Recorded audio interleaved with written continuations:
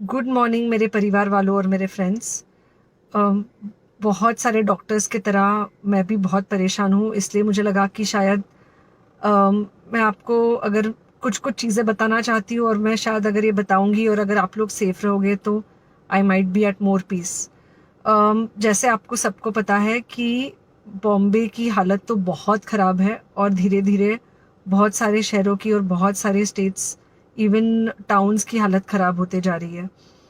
बॉम्बे की हालत तो इतनी ख़राब है कि हमारे हॉस्पिटल्स में आईसीयू बेड्स वेटिंग पे है, पेशेंट्स के लिए बेड्स नहीं है।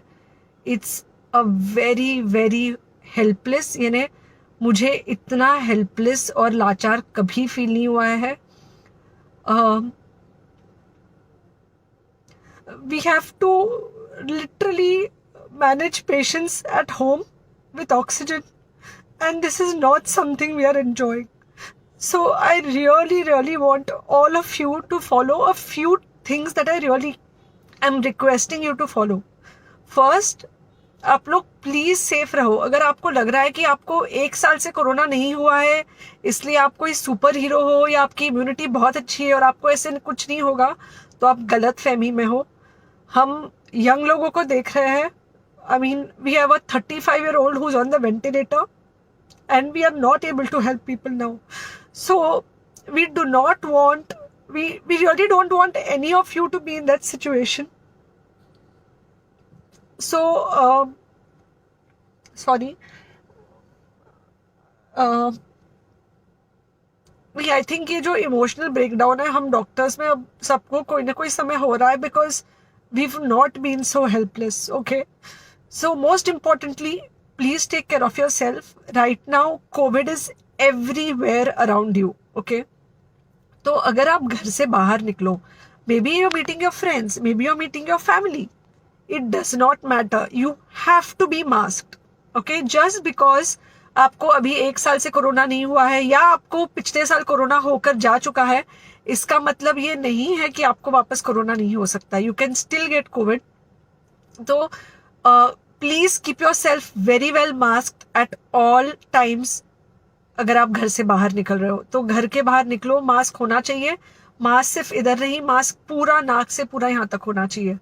दूसरी बात, अगर आपको कुछ होता है, अगर आपको बुखार आता है या कुछ होता है, पैनिक मत होइए। Do not get unneeded investigations done. Get in touch with me obviously immediately. And most importantly, आपके जो फ्रेंड्स है या कोई भी है उनको बोलो पैनिक में होकर एडमिट ना हुए हॉस्पिटल में।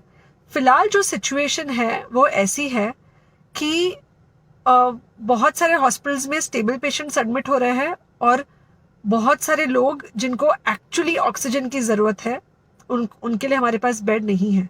इनफैक्ट हम लोग घर में लोगों को ऑक्सीजन देके मैनेज करने की कोशिश कर रहे हैं, और ये हमने पहले कभी नहीं किया है कि हम इतने सारे लोगों के लिए बेड्स ढूंढ रहे हैं, इतने सारे लोगों को घर में मैनेज करने की कोशिश कर रहे हैं। So please leave beds for people who actually need it, who have pneumonia, who need oxygen, and who will need to be under very close medical care. Third thing, if you have not taken the vaccine, अगर आपने vaccine नहीं ली है किसी भी कारण से, हो सकता है आप ट्रैवल कर रहे हो सकता है आपको वैक्सीन की हिचक हो सकता है आपने कुछ व्हाट्सएप पे फॉरवर्ड पढ़ा हो कि वैक्सीन की वजह से कुछ साइड इफेक्ट्स हो रहे हैं या कुछ हो रहा है। It's untrue. Please take your vaccine. ये हमको डेफिनेट दिख रहा है कि जो लोगों के 2 वैक्सीन के शॉट्स होकर 2 हफ्ते हो चुके हैं उनमें डेफिनेटली हमको इन्फेक्शन, सीरियस इन्फेक्शंस कम दिख रहे हैं और हॉस्पिटलाइजेशन ना के बराबर है। So the vaccine is definitely helping. Okay, so take care of your self, do not take COVID-19 lightly. Please pray for the people in the hospital and please pray for the families and the caretakers of all these people in the hospital. उनको आपके प्रार्थना की बहुत ज़रूरत है और सबसे ज़्यादा ज़रूरत है कि आप अपना ध्यान रखें। ओके, एंड बस घर पे रहो। आप कुछ हफ्तों तक सिर्फ घर पे रहो जब तक हम ये सिचुएशन ऐसे हैंडल कर सके कि हम एटलीस्ट कुछ हो जाए तो हम हॉस्पिटल में पेशेंट्स को ले सके। फिलहाल हालत ऐसी है कि डॉक्टर्स और डॉक्टर्स के रिलेटिव्स को भी नहीं मिल रहा है बेड, तो आप सोचिए कि it's an absolutely helpless situation. Okay, I think अगर हम सब इतना ध्यान रखेंगे, we will definitely come through this second wave very well. Okay, and then we will have to work on not allowing a third wave. So third wave का हम बाद में सोचेंगे, वो तो नहीं आना चाहिए, पर जो ये सेकेंड वेव है इससे हमको कोई भी हालत में एकदम सेफली निकलना है. Okay, take care, I really love you.